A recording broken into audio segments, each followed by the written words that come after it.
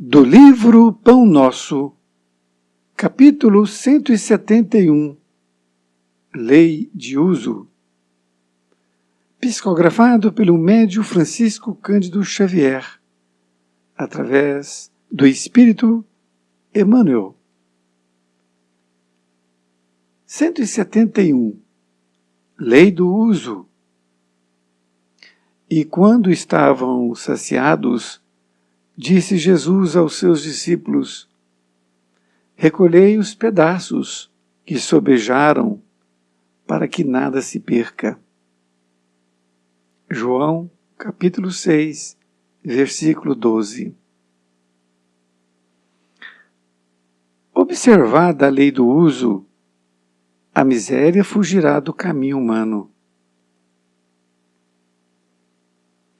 Contra o desperdício e a avareza, é imperioso o trabalho de cada um, porque, identificado o equilíbrio, o serviço da justiça econômica estará completo, desde que a boa vontade habite com todos. A passagem evangélica que descreve o trabalho de alimento à multidão assinala significativas palavras do Senhor quanto às sobras de pão, transmitindo ensinamento de profunda importância aos discípulos. Geralmente, o aprendiz sincero, nos primeiros deslumbramentos da fé reveladora, deseja desfazer-se nas atividades de benemerência, sem base na harmonia real. Aí temos, indiscutivelmente, louvável impulso, mas, ainda mesmo na distribuição dos bens materiais, é indispensável evitar o descontrole e o excesso. O pai não suprime o inverno, porque alguns dos seus filhos se queixam do frio, mas equilibra a situação, dando-lhes cobertura. A caridade reclama entusiasmo. Entretanto, exige também discernimento generoso, que não incline o coração à secura.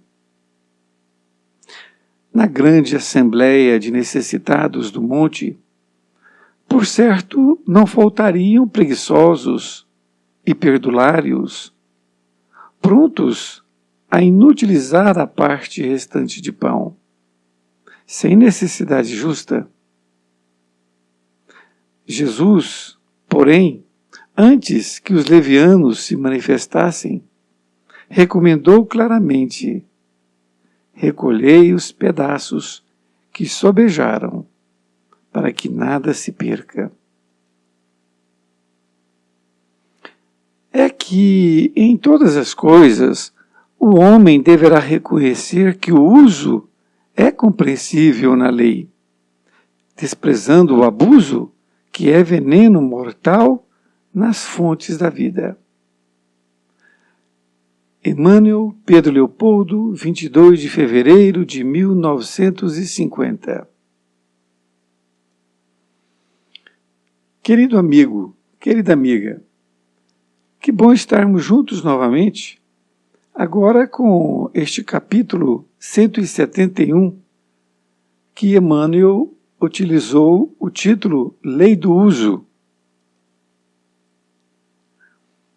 Esta passagem, que foi anotada pelo discípulo João no Evangelho de Jesus, no seu capítulo 6, versículo 12, refere-se ao momento em que houve a multiplicação de pães, porque Jesus, passando para outra banda, quando ele percebeu, todos estavam seguindo, e aí somou-se com aqueles que estavam do outro lado.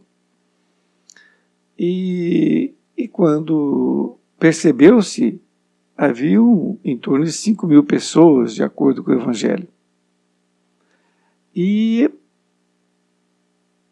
Jesus, percebendo aquela multidão, perguntou para o seu discípulo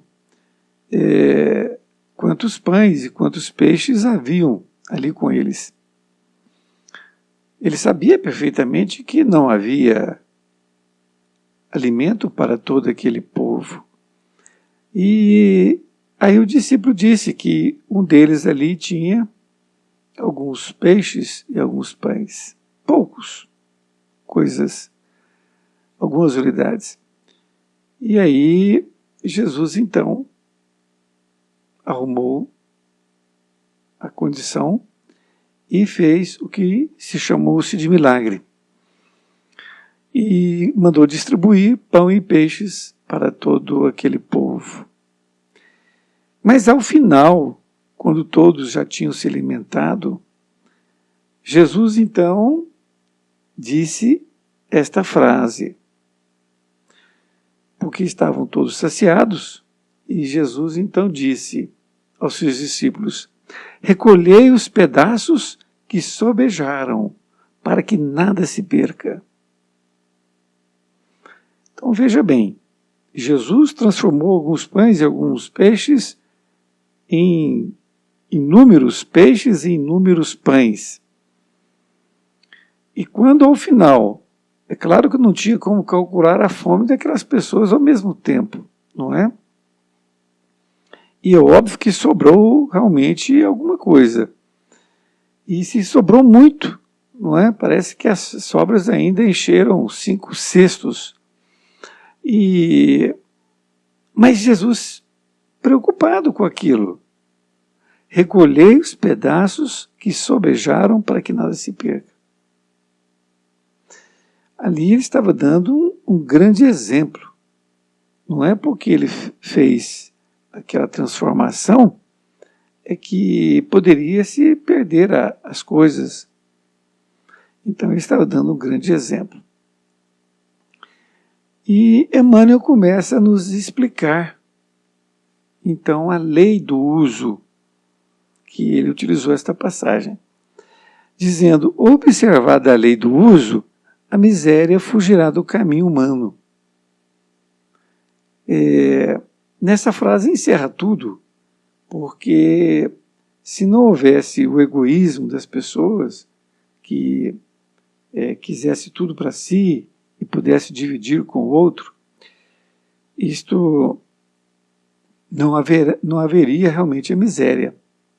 Então, o que tem um pouco, ele divide com o outro e assim sucessivamente. Desta forma, Emmanuel está sendo bastante contundente aqui, que observada a lei do uso, a miséria fugirá do caminho humano. Nesta outra parte, Emmanuel continua dizendo ainda: contra o desperdício e a avareza, é imperioso o trabalho de cada um, porque, identificado o equilíbrio, o serviço da justiça econômica estará completo, desde que a boa vontade habite com todos. Então, Emmanuel está colocando aqui como um extremo, que é o desperdício, e o outro, que é a avareza. Então, desperdício, quando se joga fora, desperdiça, e o outro é quando não se libera nada para ninguém. Retém tudo para si. Então, Emmanuel diz que é imperioso o trabalho de cada um, porque, identificado o equilíbrio está entre o desperdício e a avareza. Numa reta, se o desperdício está num extremo e a avareza no outro, este equilíbrio está no centro da reta. Porque aí identificou-se serviço de justiça econômica para todos. Nesta outra parte, ele diz: a passagem evangélica, que descreve o trabalho de alimento à multidão, assinala significativas palavras do Senhor quanto às sobras de pão. transmitindo ensinamento de profunda importância aos discípulos. Então ele está aqui dizendo que nesta passagem ele deu para os seus discípulos um ensinamento de profunda importância, para que eles pudessem ali ter aquela ideia do que é importante, de que não pode desperdiçar e nem mesmo ser avarento, que deve ser sempre o caminho do meio para que todos possam aproveitar do alimento. Nesta outra parte, Emmanuel diz assim: geralmente o aprendiz sincero, nos primeiros deslumbramentos da fé reveladora, deseja desfazer-se nas atividades de benemerência sem base na harmonia real. Então, o que ele diz é que geralmente ocorre isto quando o aprendiz de boa fé, ele está nos primeiros deslumbramentos da fé, está começando. Aí, quando ele enxerga isto, ele começa, então, a pegar o que tem e desfazer daquilo, não é? Nas atividades de benemerência, sem base na harmonia real. Ou seja, ele começa a distribuir o que tem sem nenhum critério. Se a pessoa precisa, se ela não precisa, e acaba até ficando sem nada, se chegar a esse ponto. Então, sem base na harmonia real. Nesse outro parágrafo, diz assim: aí temos, indiscutivelmente, louvável impulso, mas ainda mesmo na distribuição dos bens materiais, é indispensável evitar o descontrole e o excesso. Então ele diz que aquilo é um louvável impulso, a pessoa querer dar o que tem para os outros. Mas ainda mesmo na distribuição dos bens materiais é indispensável evitar o descontrole e o excesso. Então é necessário fazer isto com equilíbrio, não é? O pai não suprime o inverno, porque alguns dos seus filhos se queixam do frio, mas equilibra a situação dando-lhes coberturas. Então, Deus sabe que existe o inverno, que Ele o criou, mas Ele não diminui ali a suprimir os seus filhos do frio totalmente, mas dá-lhe cobertura para que ele não tenha tanto frio assim no inverno. Nessa outra parte, Emmanuel diz assim: a caridade reclama entusiasmo. Ora, veja bem, entusiasmo. Entretanto, exige também discernimento generoso, que não incline o coração à secura. Então ele está aqui nos dando o ponto de equilíbrio que nós temos que ter sobre a caridade, ou seja, sobre aquilo de ajudar o outro, seja ajudar com um pedaço de pão, né, com um alimento qualquer, com uma roupa, seja ajudar com a palavra. Enfim, a caridade são todos os aspectos que você pode ajudar o seu irmão. Isto chama-se caridade. Então você tem que ter um entusiasmo, mas com discernimento. Porque se você não tiver o entusiasmo e o discernimento, você acaba indo para a secura ou então o desperdício. Não é? Dando, por exemplo, uma roupa para uma pessoa que não quer, ou que vai vendê-la, ou que joga fora, enfim, que não dá nenhum valor naquilo. Continuo dizendo: na grande assembleia de necessitados do monte, por certo, não faltariam preguiçosos e perdulários, prontos a inutilizar a parte restante de pão sem necessidade justa. Então, naquela época, assim como hoje, o Emmanuel, ele está aqui nos alertando que naquela multidão de 5.000 homens, com certeza haveriam ter ali preguiçosos e perdulários. Perdulários são os gastadores, os esbanjadores, aquelas pessoas que muitas vezes não têm nada, mas joga fora aquilo que tem, não dá valor, não é? E como não dá valor, ele é chamado de perdulário. Então, eles poderiam ali inutilizar a parte restante de pão, sem necessidade. Ora, veja, e jogar fora, não é? Por quê? Porque uns poderiam guardar, mas e os outros? Os outros poderiam jogar fora, esses perdulários. Então, por isso que Jesus disse, Jesus, porém, antes que os levianos se manifestassem, recomendou claramente recolher os pedaços que sobejaram para que nada se perca. Então, Jesus sabia disso. Perfeitamente. Perfeitamente. Imagine, ele fazendo ali aquela multiplicação de pães e peixes, é óbvio que ia sobrar, porque ele já fez uma quantidade para sobrar, né, e não faltar. Porque não sabia da fome de todo mundo. Mas ele já adiantou, antes mesmo, possivelmente, de todos terminarem, antes que alguém começasse a jogar fora, ele já começou a passar para a assembleia, toda, um passando para o outro, não é? Vai colocando aqui seu pedaço de pão, de peixe, que sobrou.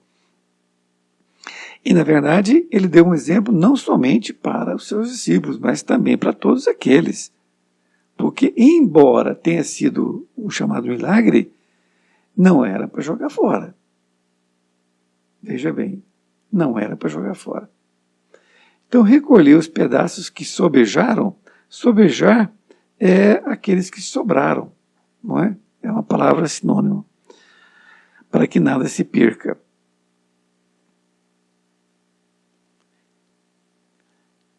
Nesta finalização, diz assim, é que em todas as coisas o homem deverá reconhecer que o uso é compreensível na lei, desprezando o abuso, que é veneno mortal nas fontes da vida.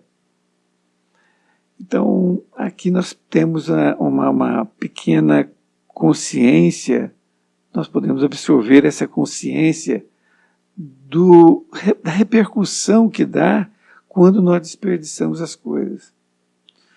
Porque ele diz assim, é que em todas as coisas, o homem deverá reconhecer que o uso é compreensível na lei, desprezando o abuso, que é veneno mortal nas fontes da vida.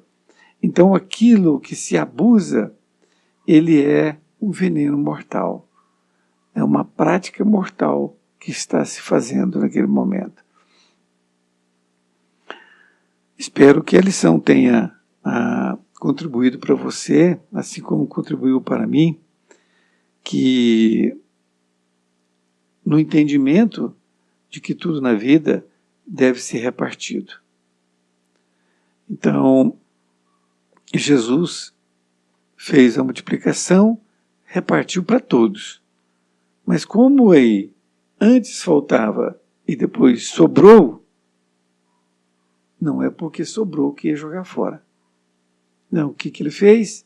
Antes que isso acontecesse, ele pediu para que fosse ali voltado para os cestos os pedaços que sobraram.